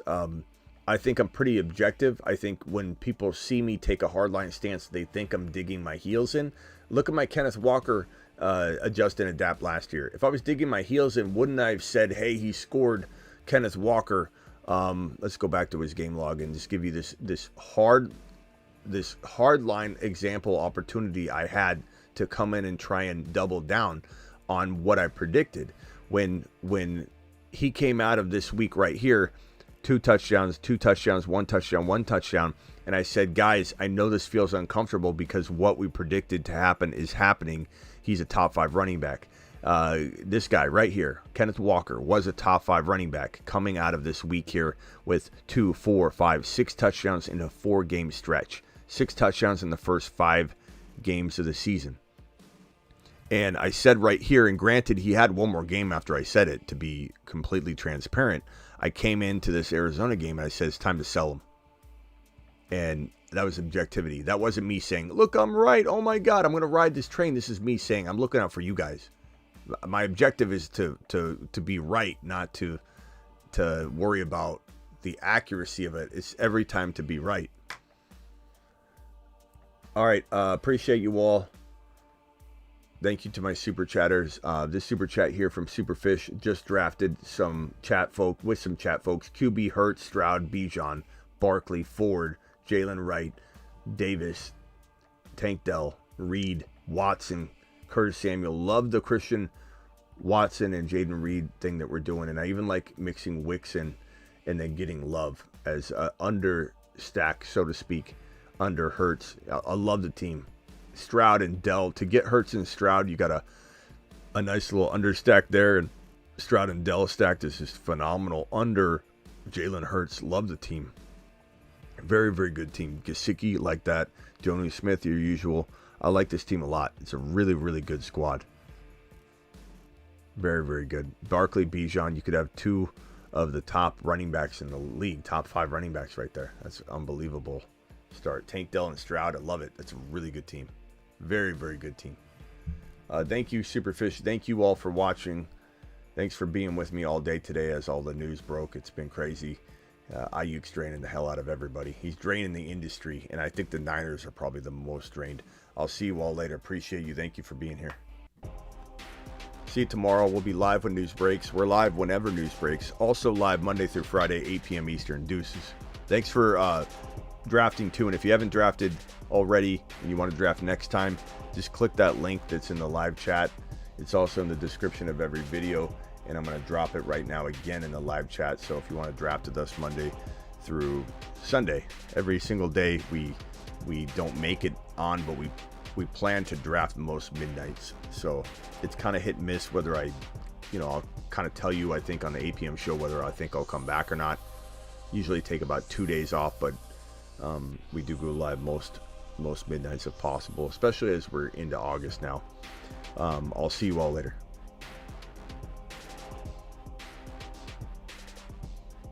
Thanks to my mods. Thanks, Travis. Thanks, Blackbeard. Thanks, Space Ricky. Thanks, Sick Nasty, if you're in the building. Terry Roberts, if you're out there. Any other mod, if you're out there, appreciate you.